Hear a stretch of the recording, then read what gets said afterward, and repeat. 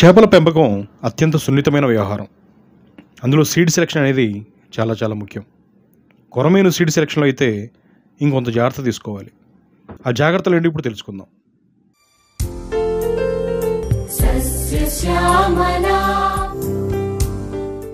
మార్కెట్లో కొరమేనుకు ఉండే డిమాండ్ దృష్ట్యా వీటి సాగు క్రమేణా అధికమవుతోంది.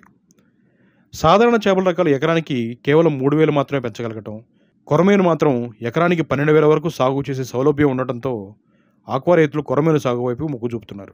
సాధారణ వైట్ ఫిష్ రకాలకు నీటిని తరచూ మార్చడం, నిరంతరం ఆక్సిజన్ లెవెల్స్ మెయింటైన్ చేయడం, ఫీడ్ డిసీజుల వంటి ఛాలెంజ్లను ఫేస్ చేస్తూ ఎకరానికి కేవలం 3,000 వరకు మాత్రమే సాగు చేయగలుగుతున్నారు. దిగుబడి కూడా 5 నుండి 8 టన్నులు మాత్రమే తీస్తున్నారు. ఇదే శ్రమను కొరమేను సాగుపై పెడితే 12,000 చేపల నుండి సుమారు 9 టన్నుల దిగుబడి సాధించవచ్చని, పైగా కొంత మొండి రకం కావడంతో ఆక్సిజన్ లెవెల్స్ కోసం ప్రత్యేకమైన దృష్టి ఏం పెట్టకుండా కేవలం నీళ్లు మార్చుకుంటే సరిపోవడం వంటి వెసులుబాట్లు ఉండటంతో కొరమేను సాగు విస్తీర్ణం క్రమేణా పెరుగుతుంది. ఇందుకోసం నాణ్యమైన కొరమేను పిల్లలను పెంచి రైతులకు అందజేస్తున్నారు గుండాబొత్తిని ప్రకాశం గారు. ఈయన కొల్లేరు తీర ప్రాంతం మణుగునూరు, ఏలూరు జిల్లాలో కొరమేను సీడ్ను డెవలప్ చేస్తున్నారు. కొరమేను సాగులో 3 రకాలున్నాయి. అందులో ఒకటి నాటు కొరమేను. మనకు సహజంగా దొరికేవి. మార్కెట్లో వీటి క్రేజ్ మామూలుగా ఉండదు. ముళ్ళు లేకపోవడంతో మాంసాహార ప్రియులు కొరమేనును బాగా ఇష్టపడతారు. సహజంగా ఇవి మాంసాహారి. ఆహారం కోసం వాటిని అవే తినేస్తుంటాయి. కొల్లేరులో వీటి పిల్లలను సేకరించి వాటిని పూర్తిగా ఫీడ్ తినేలాగా అలవాటు చేసి తమ సహజ లక్షణమైన ఇతర చేపలను తినడం మానిపించి పూర్తిగా ప్రోటీన్ మిశ్రమ దాణా ద్వారా ఎదిగేలా తయారు చేసి రైతులకు అందజేస్తున్నారు ప్రకాశం గారు.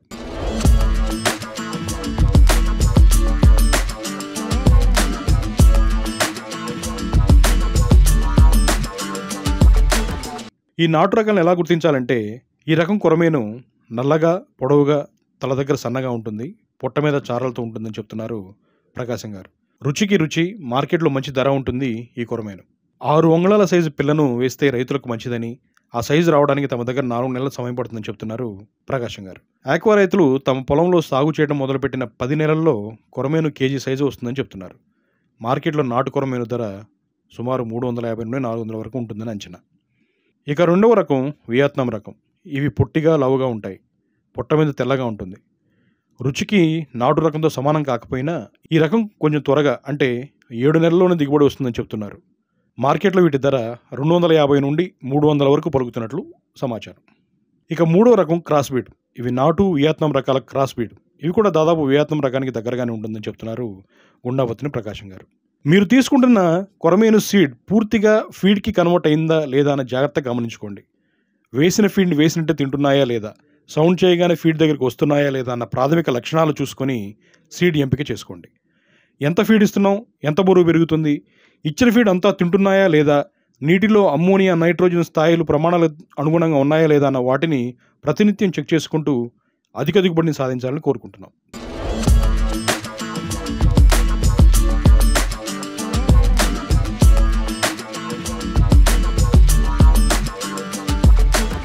నమస్తే అండి, నా పేరు ప్రకాశం. ఇక్కడ నేను ఏలూరు దగ్గర కొల్లేరు ప్రాంతం నుంచి మాట్లాడుతున్నా. మేము కొరమేను పిల్ల అమ్మటం జరుగుతుంది. దాన్ని సాగు చేసి రైతులకి ఆయా రాష్ట్రాలకు పంపించడం జరుగుతుంది. అయితే ఈ విధంగా కూడా మేము ట్యాంకులు కట్టేసి దాంట్లోనే పిల్లని డెవలప్ చేసి ఒక 6 ఇంచులు 7 ఇంచుల వరకు ఎగుమతి చేస్తూ ఉంటాం రైతులకి.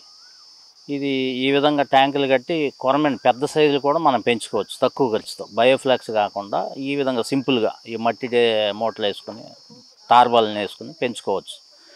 ఇట్లా దీన్ని మేము కొన్ని సంవత్సరాలుగా సాగు చేస్తూ అనేక ప్రాంతాలకి ఈ పిల్ల సప్లై చేస్తూ ఉంటాం.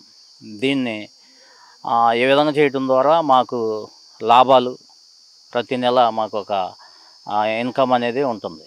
దాన్ని బట్టి మాకు ఎటువంటి ఇబ్బంది లేదు. ఈ విధంగా ఈ పద్ధతిలో కొరమేను పెంచే రైతులు కూడా చాలా మంది లాభం తెచ్చుకుంటూ కంటిన్యూగా మంచి సీడ్ ఇవ్వటం ద్వారా వాళ్ళు రెగ్యులర్గా మా దగ్గర సీడ్ తీసుకుని వెళ్తూ ఉంటారు. దాన్ని బట్టి ఈ కొరమేను సాగు అనేది చాలా బాగుంది. ఇప్పుడు ఈ కొరమేను సాగు అనేది అంతకుముందు అయితే ఈ కొల్లేట్లో దొరికేదే ఆర్టిఫిషియల్గా ఉండేది, కానీ ఇప్పుడైతే మనం ఈ విధంగా ట్యాంకులు కట్టుకొని మనం డెవలప్ చేసుకుని అమ్ముకోవటం జరుగుతుంది. తర్వాత ఇప్పుడు దీనికి ఒక ఫీడ్ వచ్చేసింది.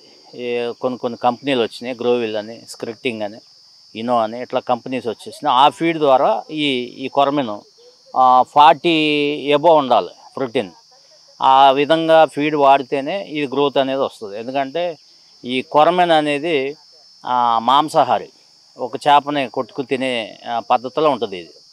కాబట్టి దీనికి హై ప్రోటీన్ ఉన్న ఫీడ్ వాడితేనే గ్రోత్ అనేది మనకు కనపడుతుంది. కాబట్టి దీన్ని మనం ఏదో మామూలుగా ఈ వైట్ ఫిష్కి వేసేది, తర్వాత వీటికి వేసేది వాడితే 30%, 20% ప్రోటీన్ అయితే డెవలప్ కాదు.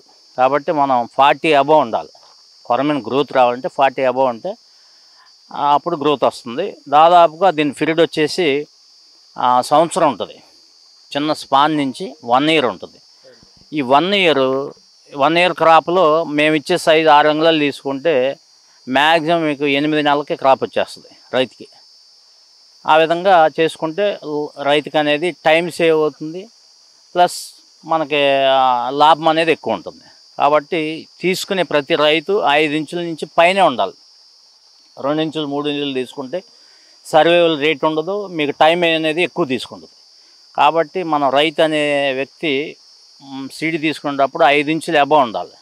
అప్పుడు మనకి సర్వైవల్ రేట్ ఎక్కువ ఉంటుంది, ప్లస్ మనకి టైం కూడా సేవ్ అవుద్ది. కాబట్టి రైతులు ఆలోచించే విధంగా మనం సీడ్ అనేది మంచి సీడ్ తీసుకోవాలి. మనకు తెలిసిన వాళ్ళ దగ్గర, మనకు రెస్పాన్సిబిలిటీ, మన ఫోన్ చేయగానే ఎత్తే వాళ్ళ దగ్గర తీసుకుంటే అది ఉపయోగకరంగా ఉంటుంది. దీనికి 4-5 రకాల జబ్బులు వస్తాయి. థైరాయిడ్ అని, కళ్ళు వాపులు, బ్లాక్ స్పాట్, వైట్ స్పాట్, తర్వాత ఈ పైన పుండ్లు అనేవి రావటం జరుగుతుంది. ఇవన్నిటికి కూడా మనం మెడిసిన్ వాడాలి. ఏ మెడిసిన్ వాడతామంటే మేము ఎంట్రో లిక్విడ్ ఒకటి, ప్లస్ టెట్రాసైక్లిన్, తర్వాత అయోడిన్, తర్వాత ఇట్లా రకరకాల మందులు ఉంటాయి.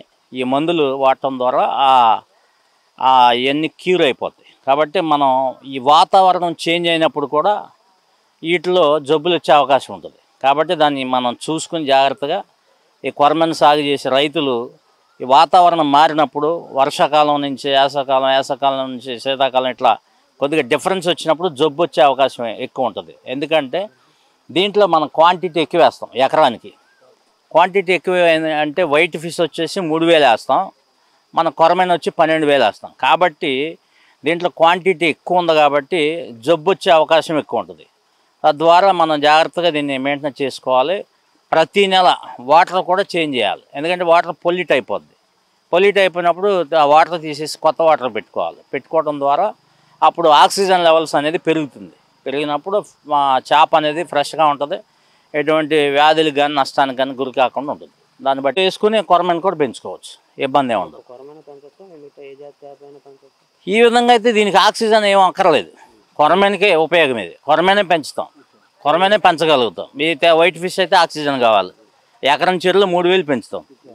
అదే మనం ఇటువంటి ట్యాంకులో ఒక 30x30 ట్యాంకులో 3000 పిల్ల పెంచేయచ్చు. ఎకరంలో పెంచేది ఒక 30 అడుగులు ట్యాంకుల్లో మనం పెంచుకోవచ్చు. ఆ విధంగా ఇది ఇంటి దగ్గర కూడా కొరమెన్ పెంచుకునే అవకాశాలు ఉన్నాయి. కొరమెన్ సాగు అనేది చేసుకోవడం ద్వారా బాగానే ఉంటుంది. ఇంకోటి, మార్కెటింగ్ అనేది మనం సొంతంగా చేసుకుంటే మనకే 100 రూపాయలు అదనంగా కిలోకి మిగిలే అవకాశాలు ఉంటాయి. కాబట్టి మధ్యవర్తులు అంటే వాళ్ళు మార్జిన్ పెట్టుకుంటారు. ఇవన్నీ మనకు తెలుసు. వాళ్ళు ట్రావెలింగ్ కానీ, లాభం కానీ, నష్టం కానీ ఇవన్నీ పెట్టుకుంటారు. 100 రూపాయలు మ్యాక్సిమం మార్జిన్ పెట్టుకుంటారు. లేదు, మనమే డైరెక్ట్గా రైతే మార్కెట్ చేసుకుంటే ఆ 100 రూపాయలు మనకే మిగులుతాయి. ఆ విధంగా మనం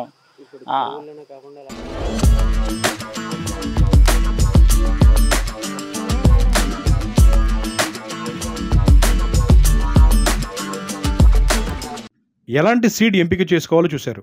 మన తదుపరి వీడియోలో ప్రకాశం గారు సీడ్ సప్లై చేసే రైతు అనుభవాలు కూడా తెలుసుకుందాం.